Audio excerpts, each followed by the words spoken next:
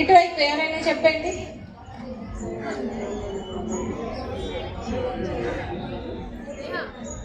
చెప్పండి. Good morning ma'am.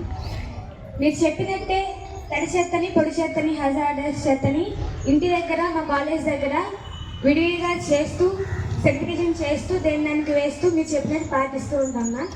అలాగే కాలేజ్లో కూడా మీరు ఏదో ఒకటి చేయండి అని సార్ చెప్పారు. దానికోసం కూడా మేము ట్రై చేస్తాం మ్యామ్.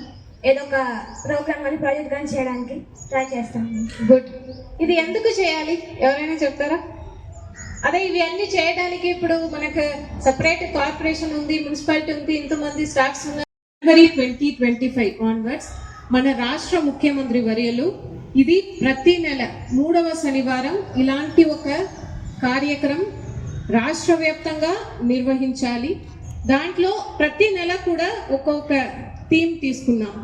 లాస్ట్ ఇయర్ చూస్తే ప్లాస్టిక్ గురించి, అదేవిధంగా ఎండాకాలం వస్తున్నప్పుడు దానికి సంబంధించిన దీంట్లో ఎలా అయితే మంత్ వైజ్ ఏ టాపిక్ రిలవెంట్గా ఉంటుందో దాన్ని తీసుకుని ప్రతి నెల కూడా అన్ని గవర్నమెంట్ ఇన్స్టిట్యూషన్స్, అదేవిధంగా ప్రైవేట్ ఇన్స్టిట్యూషన్స్ అందరినీ కూడా దాంట్లో భాగస్వామ్యం చేస్తూ ఒక మాస్ మూమెంట్ లాగా ఈ కార్యక్రమాన్ని నిర్వహించాలి అనే ఉద్దేశంతో రాష్ట్ర వ్యాప్తంగా లాస్ట్ ఇయర్ నుంచి నిర్వహిస్తున్నాము.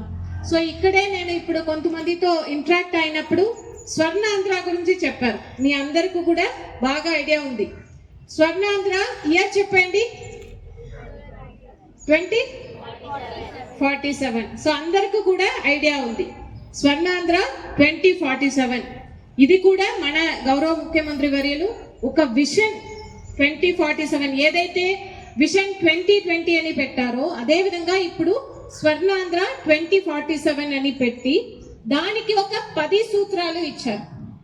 సో ఈ 10 సూత్రాల గురించి ఎవరికైనా ఐడియా ఉందా? సో ఇక్కడ ఉన్న టీచర్స్ ని నేను మనస్ఫూర్తిగా కోరుకుంటుంది ఏంటంటే ఈ 10 సూత్రాల గురించి మీ పిల్లలకు తెలియచేయండి. అవి అన్నీ కూడా మీకు రిలేటెడ్. ఈ 10 సూత్రాలు ఏంటో మీరు తెలుసుకోవాలి.